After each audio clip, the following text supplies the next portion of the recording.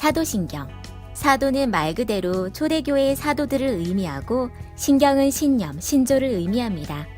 그렇기 때문에 이것은 초대교회 당시 사도들이 만든 교회의 신조라는 전승이 있는데 사실로 밝혀진 바는 없습니다.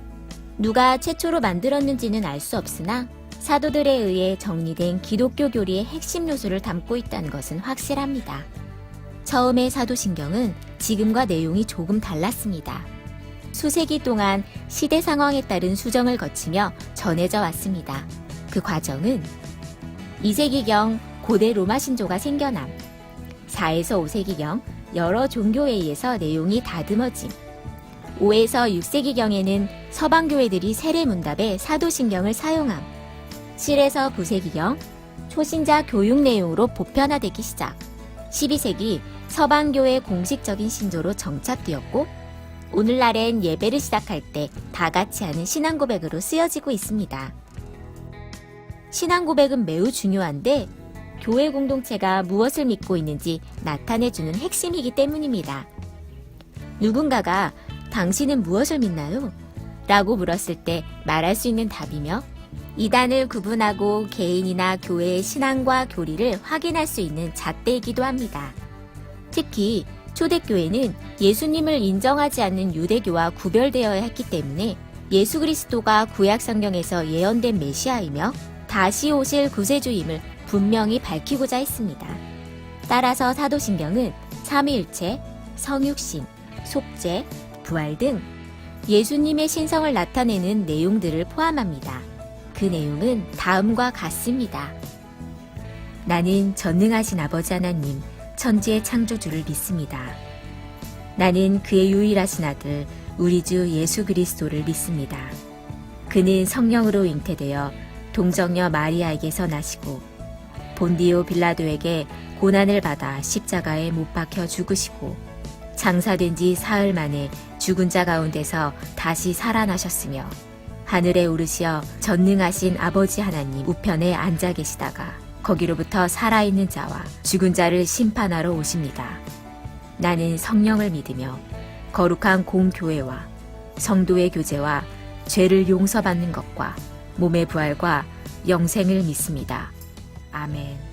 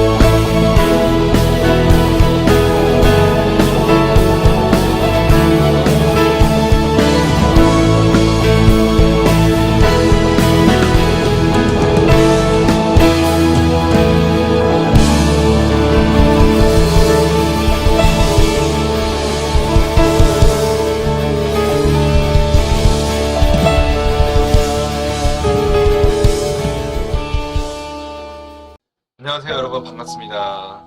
네, 오늘은 조금 뭔가 이상하죠? 네, 원래는 교회에서 이렇게 녹화를 했었어야 됐는데 그렇게 하지 못한 상황이 있었어가지고 이렇게 집에서 촬영을 하게 되었습니다. 그래서 약간 조금 상황이 많이 이렇게 열악해도 이해해 주시면 감사하겠습니다. 그래도 오늘 말씀을 들음으로써 귀한 은혜를 누리고 또 이 주의를 지킴으로써 또 하나님께 은혜를 누리는 그러한 시간이 됐으면 좋겠습니다. 자, 오늘은 요한복음 1장 29절에서 34절 본문입니다. 우리 함께 읽어보도록 하겠습니다. 시작. 이틀날 요한이 예수께서 자기에게 나아오심을 보고 이르되 보라, 세상 죄를 지우가는 하나님의 어린 양이로다. 내가 전에 말하기를 내 뒤에 오는 사람이 있는데 나보다 앞선 것은 그가 나보다 먼저 계심이라 한 것이 이 사람을 가리킴이라. 나도 그를 알지 못하였으나 내가 와서 물로 세례를 베푸는 것은 그를 이스라엘에 나타내려 함이라 하니라. 요한이 또 증언하여 이르되 내가 봄에 성령이 비둘기같이 하늘로부터 내려와서 그의 위에 머물렀더라. 나도 그를 알지 못하였으나 나를 보내어 물로 세례를 베풀라 하신 그이가 나에게 말씀하시되 성령이 내려서 누구 위에든지 머무는 것을 보고는 결국 성령으로 세례를 베푸는 이인 줄 알라 하셨기에 내가 보고 그가 하나님의 아들이심을 증언하였노라 하니라.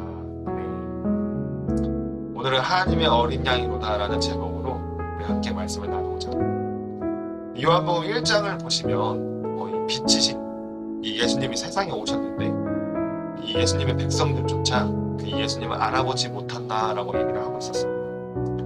그런데 그러한 예수님을 한 번에 알아보고 세례 요한은 보라, 세상 죄를 지우가는 하나님의 어린 양이로다 라고 말을 합니다. 다른 사람들은 알아보지 못했는데 어떻게 세례 요한은 알아볼 수 있었을까요? 그것을 이해하기 위해서는 먼저 성경 용어에 대해서 우리 함께 나누고자 합니다.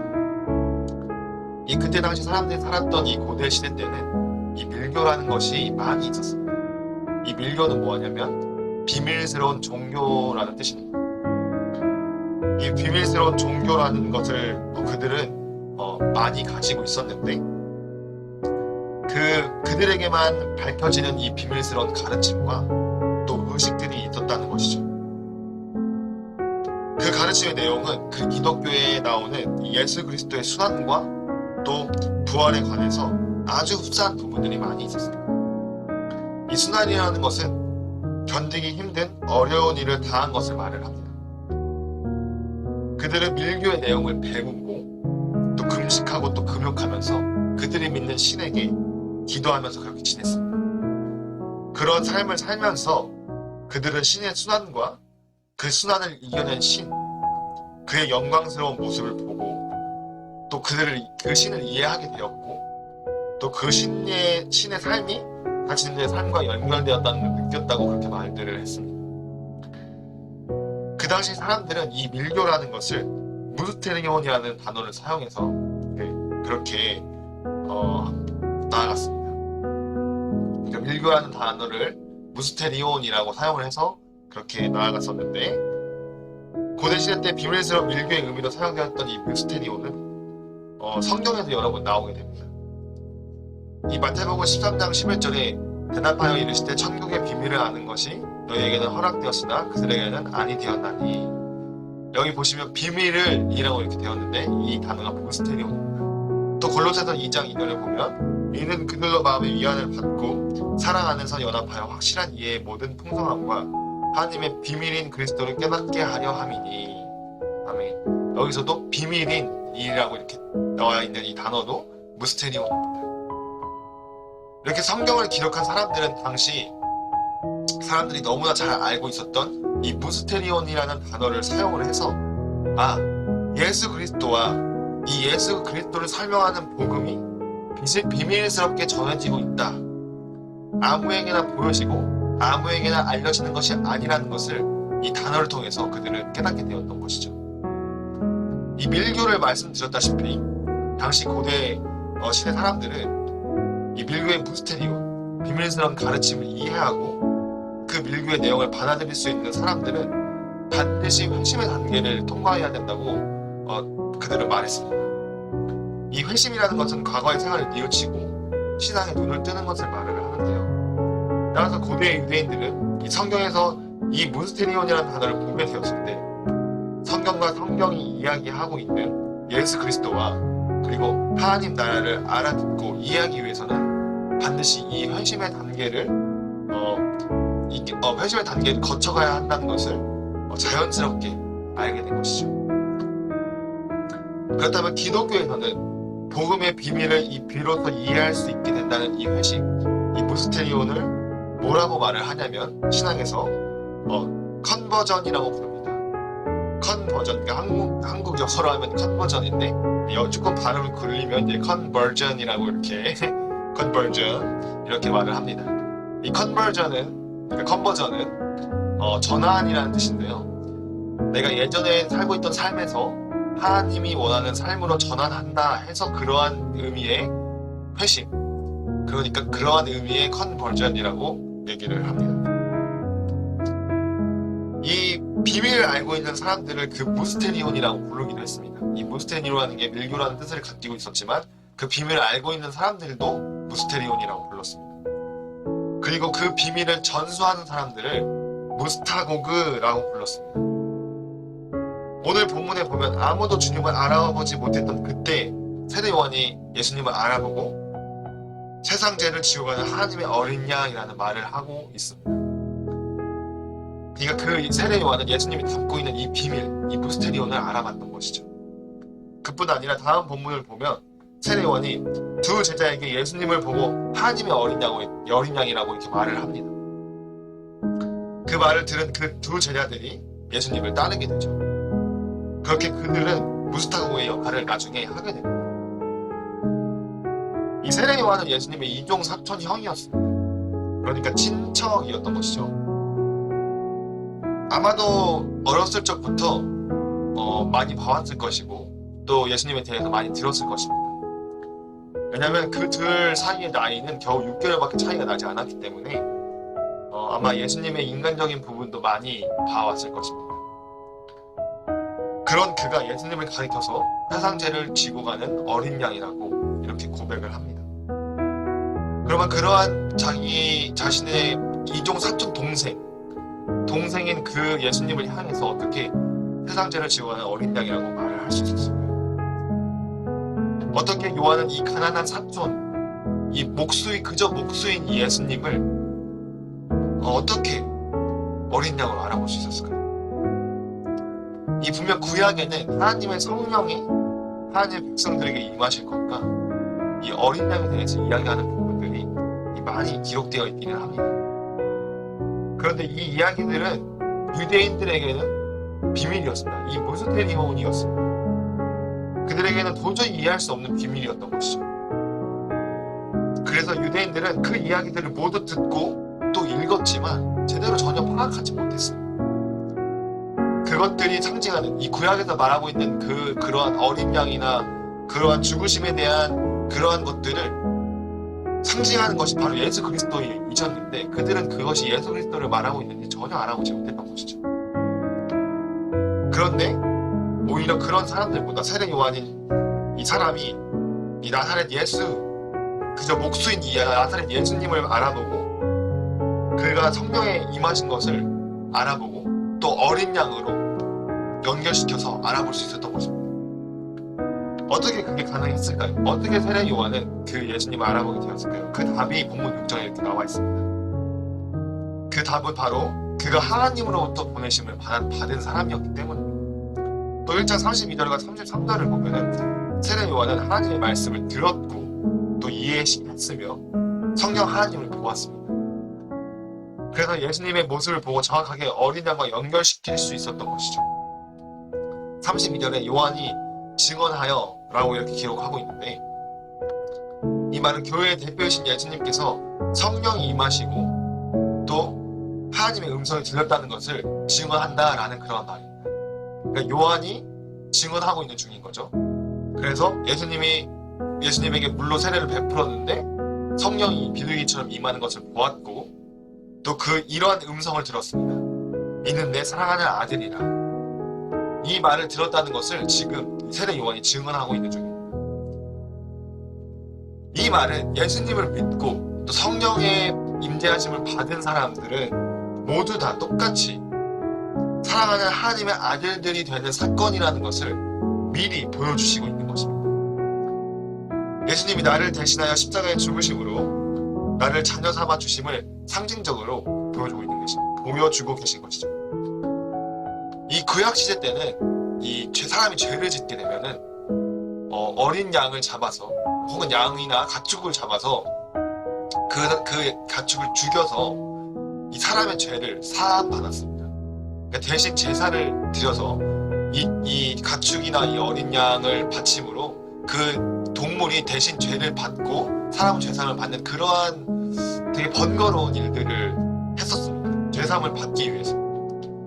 예수님이 오시기 전에는 그랬는데 그러한 것들을 하지 않아도 되는 이 놀라운 구원의 은혜를 베푸신 것이 바로 예수님입니다.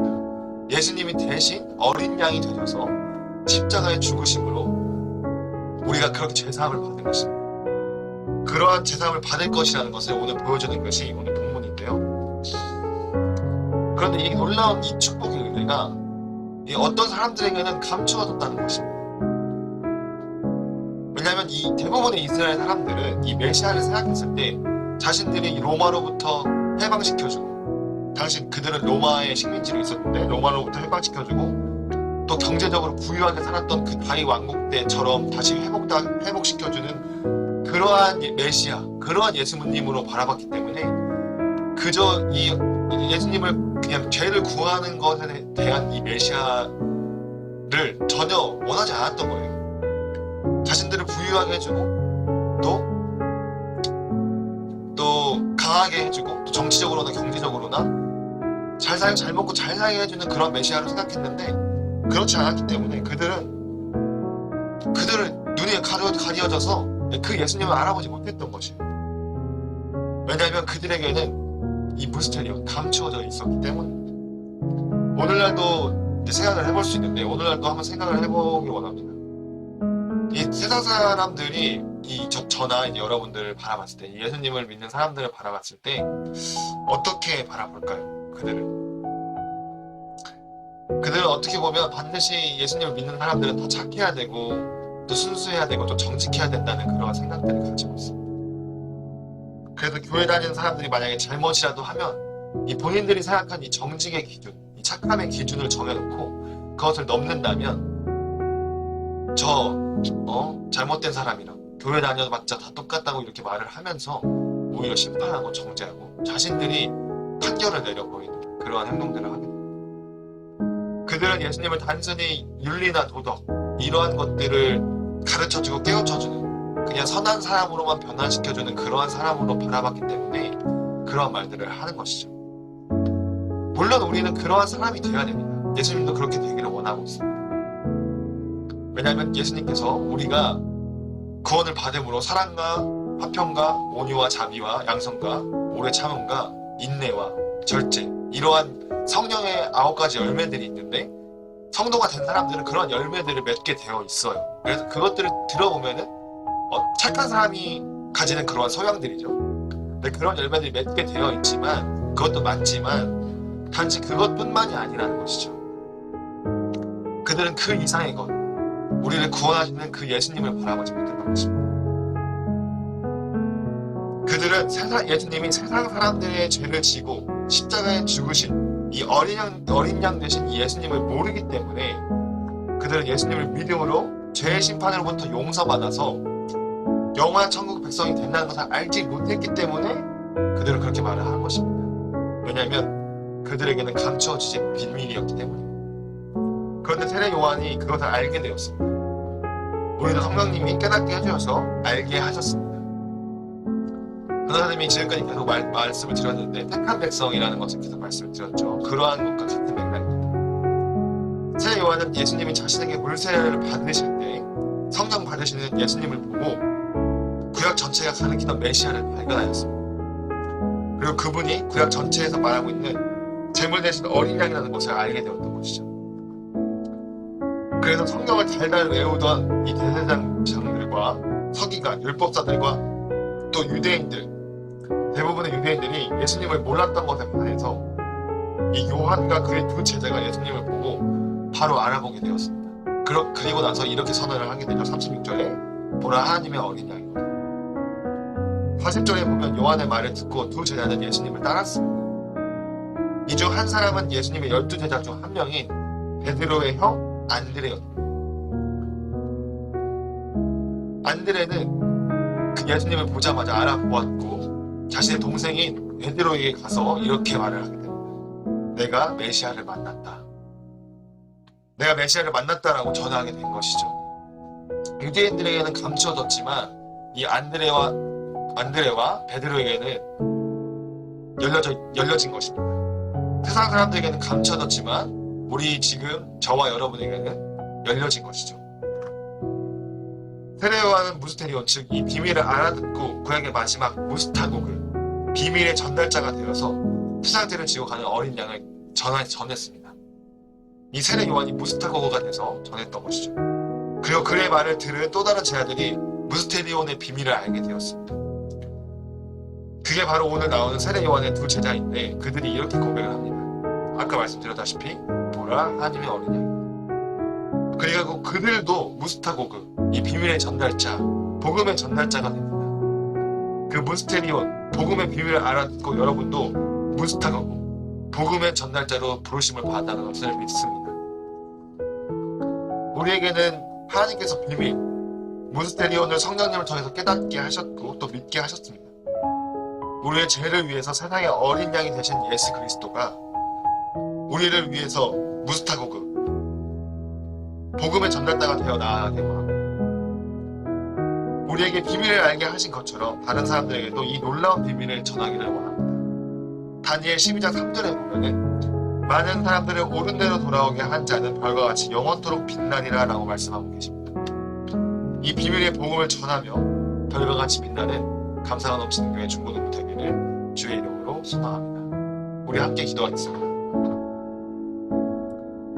신실하시고 사랑과 은혜가 많으신 하나님 아버지, 우리에게 성령님을 보내주셔서 비밀을 깨닫게 하시고 복음의 담당자로 부르심에 감사드립니다. 우리가 주님을 전하며 나아갈 때 하나님께서 우리 중고등부의 앞길을 인도하시고 함께 하셔서 귀한 복음을 전하는 친구들이 되어 별과 같이 영원토록 빛나게 이끌어 주시옵소서. 감사합니다. 우리를 구하신 예수 그리스도의 이름으로 기도합니다. 아멘. 주기도문은 주님이 가르쳐 주신 기도문으로 성경 두 곳에서 찾아볼 수 있습니다. 하나는 마태복음 6장 9절에서 13절이고 다른 하나는 누가복음 11장 2절에서 4절입니다. 한 가지 차이가 있다면 누가복음 11장 1절에서는 제자 중 하나가 예수님께 기도를 가르쳐 달라고 하는 부분이 나오지만 마태복음은 이런 부분이 나오지 않습니다. 또한 누가복음에 쓰여진 주기도문이 조금 더 짧은데 이러한 이유 때문에 누가복음에 쓰여진 것이 원형에 더 가깝다고 추측을 하기도 합니다. 시간이 지날수록 내용이 추가될 가능성이 높기 때문이죠. 우리가 예배 때 하는 것은 마태복음에 기록된 주기도문입니다. 예수님께서는 너희는 이렇게 기도하라로 시작하시는데 이를 통해 주님께서 직접 기도를 어떻게 하는지 보여주신 것입니다. 주기도문의 구조를 보면 비밀이 하나 숨겨져 있는데 그것은 바로 기도의 초점이 철저하게 하나님께 맞춰져 있다는 것입니다. 시작 부분인 하늘에 계신 우리 아버지여는 하나님을 부르는 것입니다. 하나님을 부름으로써 기도가 시작됩니다. 다음은 당신 간구에 대한 부분입니다. 이름이 거룩히 여김을 받으시오며 나라가 임하옵시며 뜻이 하늘에서 이루어진 것 같이 땅에서도 이루어지게 하소서는 하나님의 이름이 거룩히 여김을 받고 하나님의 나라가 임하고 하나님의 뜻이 땅에서 이루어지기를 간구하는 것입니다. 그 다음은 우리 간구입니다. 오늘 우리에게 일용할 양식을 주시옵고 죄 지은 자를 사하여 준 것 같이 우리 죄를 사하여 주시옵고 우리를 시험에 들게 하지 마시옵고 다만 악에서 구하시옵소서. 이 부분은 하나님의 사람인 우리의 간구입니다.